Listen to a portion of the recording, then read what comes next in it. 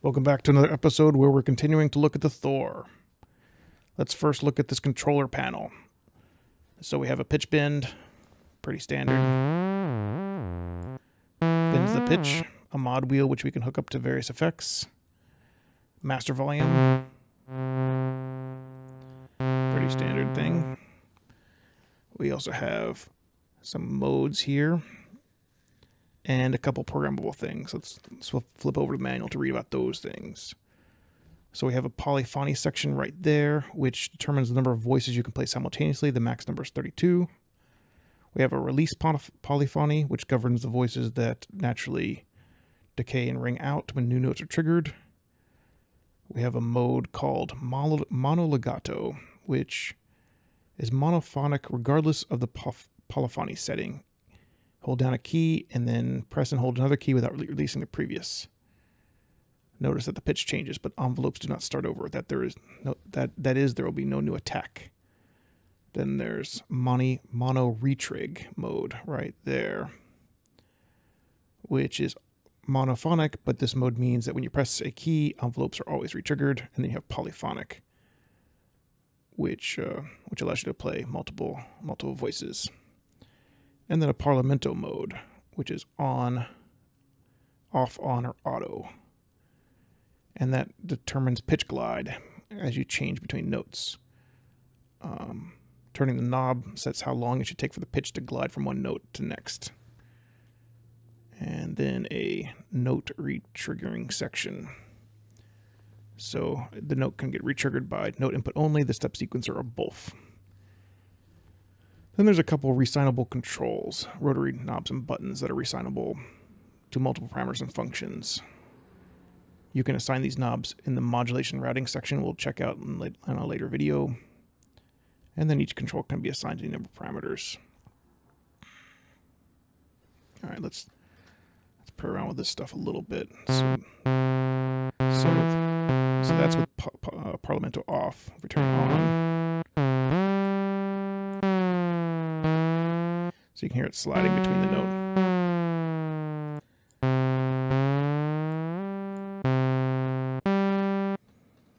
Whatever the difference with auto and on is.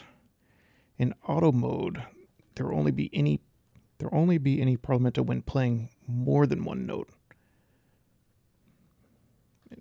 When it's on, it's applied to all notes.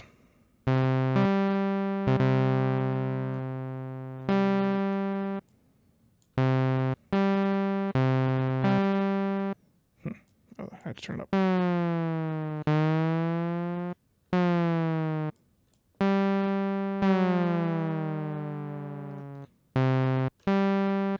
Yeah, so it instantly jumps as you switch between notes with auto. But if you play two notes, you can hear it glide down. But with on, it glides down between all the notes, even if you're not playing simultaneously. All right. I don't think we need to explore the polyphony section. We'll look at these programmable buttons hopefully when we get to this routing table stuff. All right, so let's take a look at these oscillators. So we have each of these oscillators you can choose one of these same, 6 different oscillators. And it's all the same number, it's all the same set. So here we have the analog oscillator. And each of them have the same 4 knobs at the top. Keyboard, octave, semitone, and tune. And we'll look at each one of these as we go through. So let's take a look at just the analog one first. So this keyboard one is how much the oscillator responds to the notes being played. So at full volume, or 127, the different notes will affect the oscillator, just as you'd expect. Now, if I turn this keyboard all the way down, let's move over my virtual keyboard since I'm using the letter keys to actually trigger notes. So if I turn this keyboard all the way down, doesn't matter what note I'm playing down here, it's always the same. If I turn it kind of in the middle, then it's kind of like weirdly out of tune. So I'm not really sure how useful that feature is, but that's what it does. And then octave changes the octave of the oscillator.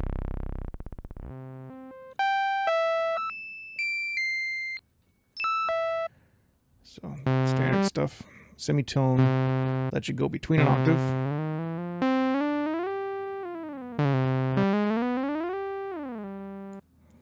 Tune lets you alter the tuning between semitones.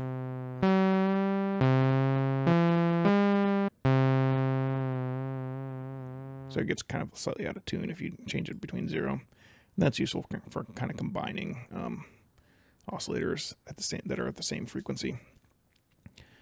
Then this analog oscillator has these modes down here. We have a sawtooth. That sounds like this. Then a square wave. And the square wave you can adjust from a perfect square wave like this all the way up to sounding like nothing because there's no width on one of the sides. All the way to the other side where it doesn't sound like anything. And then a triangle wave. And then a sine wave. So pretty basic stuff.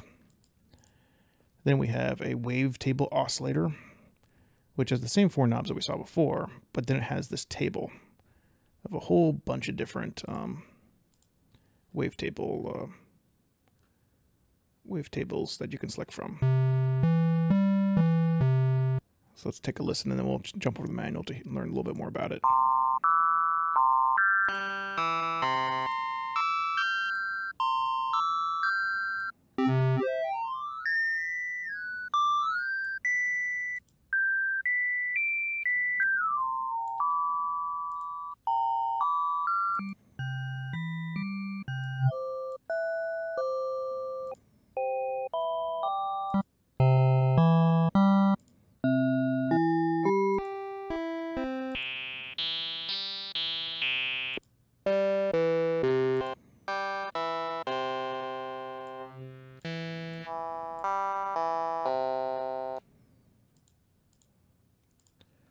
All right, let's jump over the manual, see what else we can learn about this thing.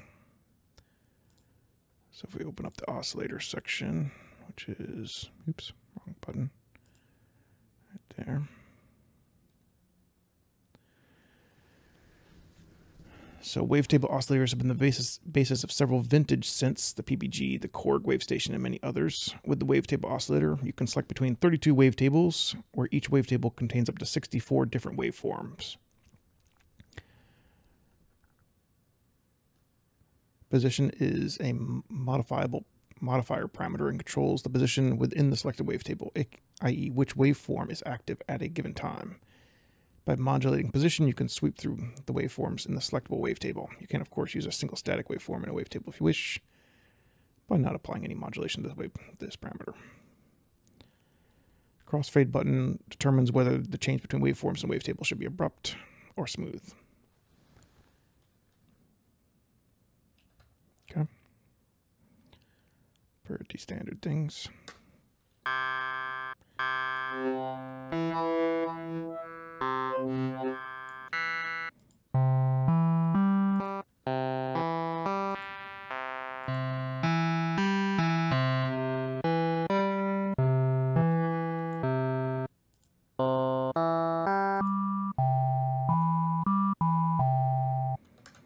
Yeah, I think it also was talking about.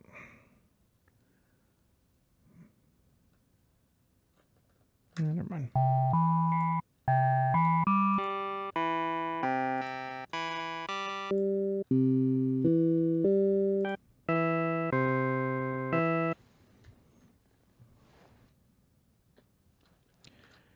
Yeah, the other thing to note is that the last 11 wavetables are based on wavetables used in the original PPG 2.3 synthesizer.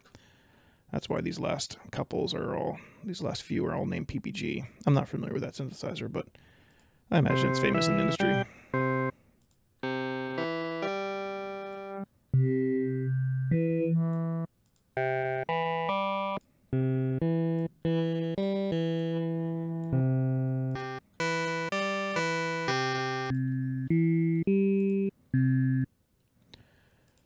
right, so that's that one. So the phase modulation guy, the first parameter is similar to what we saw before, where you have a sawtooth and square. You have a, let's see, what do they call it in the manual? Sawtooth square pulse. So this is a pulse, and then a pulse plus sine, and then they call this a sine and flat, half sine. And that is a saw times sine, and then sine times sine, and then sine times pulse. But the interesting thing about this oscillator is you can multiply it. It's inspired by the Casio CZ series synthesizer. And you have a first and second waveform which can be combined. Instead of mixing the two, they are played in series, one after the other, to give you some pretty interesting effects. So if we go back to the sawtooth, so here's two sawtooths, doesn't sound different.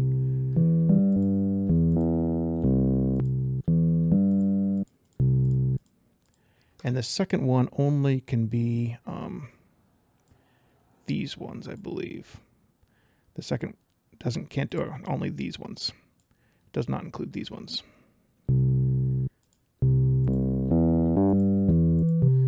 So I'm not going to run through every combination because that'd take a while, but you can get the idea.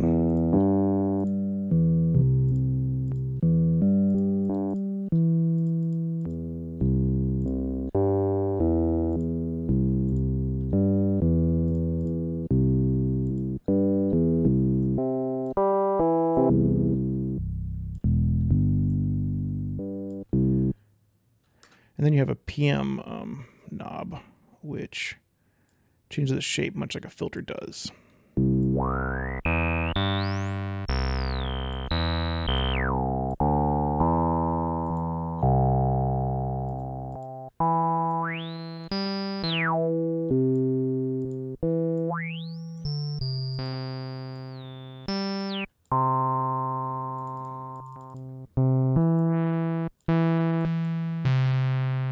So you can create some pretty interesting effects with this thing, just with this oscillator by itself. Let's turn off the lowest pass filter since we don't want to hear that.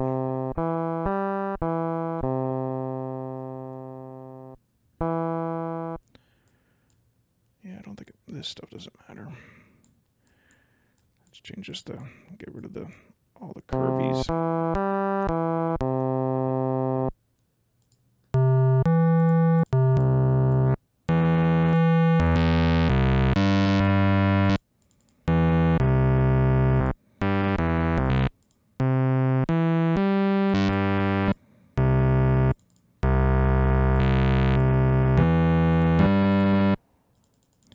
So you kind of get the idea.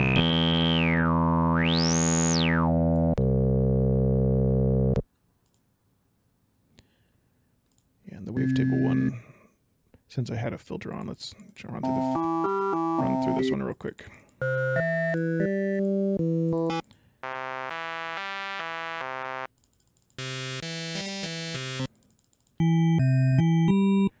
So pretty standard stuff. All right. So the next one is FM pair oscillator. So let's read about what this one does. So as the name implies, this oscillator generates FM. One oscillator, the carrier, is frequency modulated by the second oscillator called the modulator. Although very simple to use, unlike most hardware FM synths, this oscillator can produce a wide range of FM sounds. The carrier and modulator can set the frequency ratios between the two oscillators, ranges 1 to 32. FM sets the amount of frequency modulation. The FM amount is 0, and if you set the FM amount to 0 and step through the carrier, you hear the pitch change according to harmonic series. All right.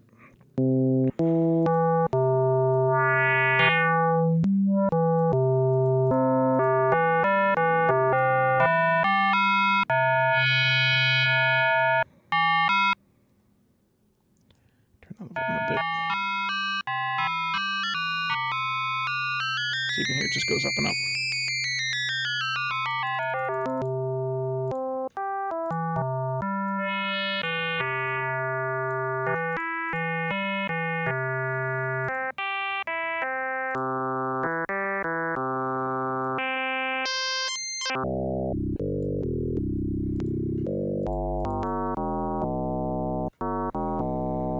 So that's the basic idea, kind of modulating two frequencies by each other.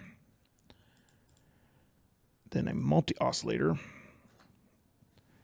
So this guy is a virtual oscillator that can simultaneously generate multiple detuned waveforms per voice. It's great for producing complex timbres to simulate bells, cymbals, or bell sounds. It can also generate a wide range of harmonic sounds.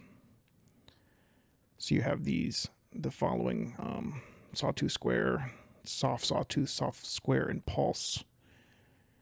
And then an amount which generates the amount of detune. The detune parameter sets the basic operation mode of the detuning. If the amount is 0, the octave and fifth detunes mode actually change the sound. Fifth up, octave down, up, down mode detunes the wave as name applied between 0 and full amounts. Linear will change the amount of detune according to playing the keyboard. Other modes basically add multiple waveforms. So this is random.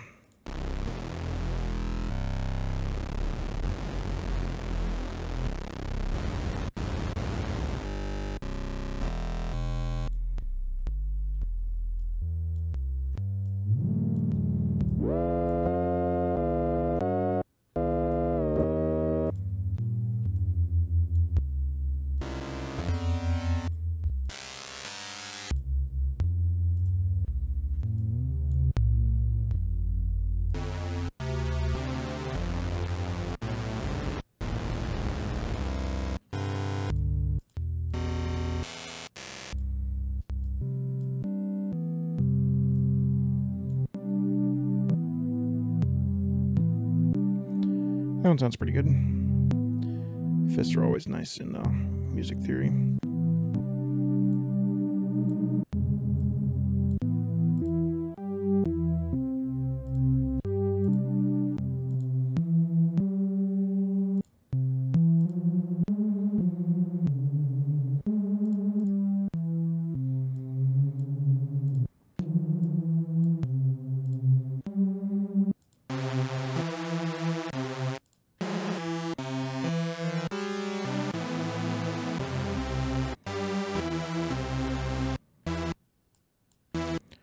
Yeah, so you kind of get the basic idea. The last one is noise. So you have all these a bunch of different noise types.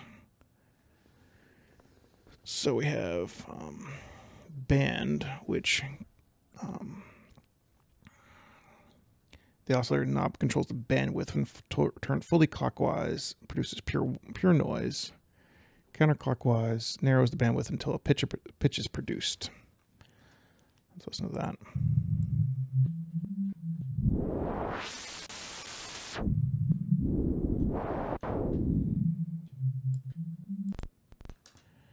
SH stands for sample and hold, which is a type of random generator.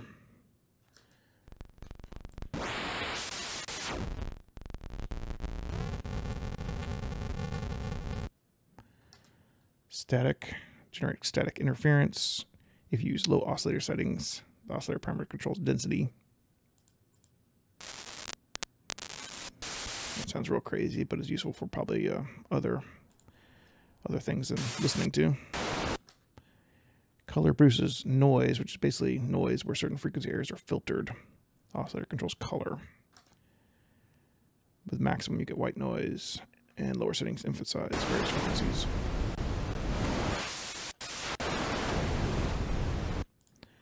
And the last one is just pure white noise. All right, and that's pretty much it for the oscillators. So if we go back to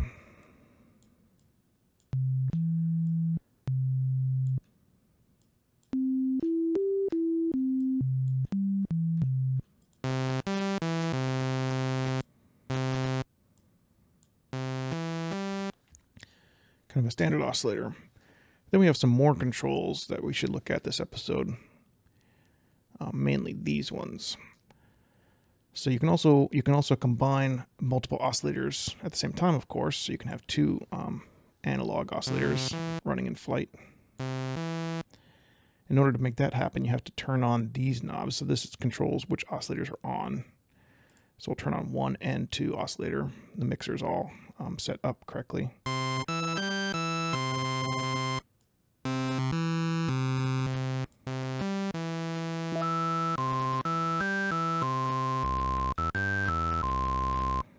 I can hear a kind of a low-pitched sawtooth and a high-pitched sine wave at the same time. You can also turn on this button to sync the oscillator 2 to oscillator 1, which is so if you have a... see if I can hear the pattern.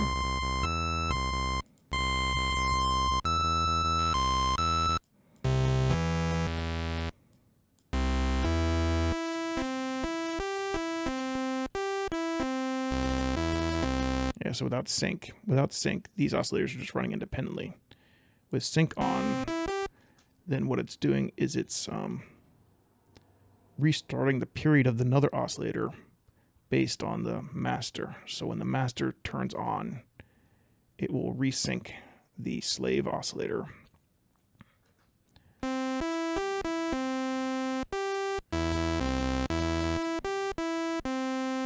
Based on this parameter. As I understand it. Is that right? Let's see. Allows you to adjust the sync bandwidth. Allows you to change the character of the oscillator sync, how abrupt the reset is. High bandwidth produce a more pronounced sync and vice versa. So it's the bandwidth of the sync.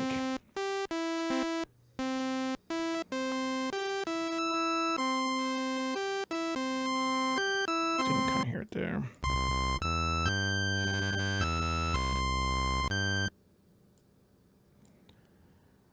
So there's a sync here and a sync here for both oscillator 2 and 3. Then there's so if we turn off oscillator 2 so we don't hear that sound, you can actually adjust the amplitude from oscillator 1. So the amplitude modulation, so referred to as ring modulation. So you can have oscillator 2 modulate the amplitude of oscillator 1. So let's listen to that.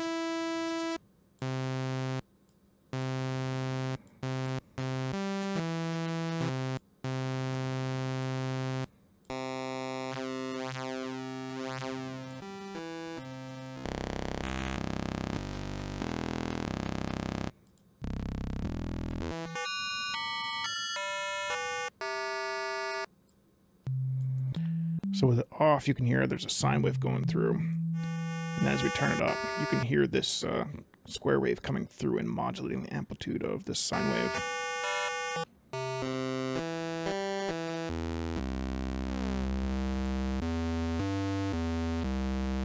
So you can create some pretty interesting effects there.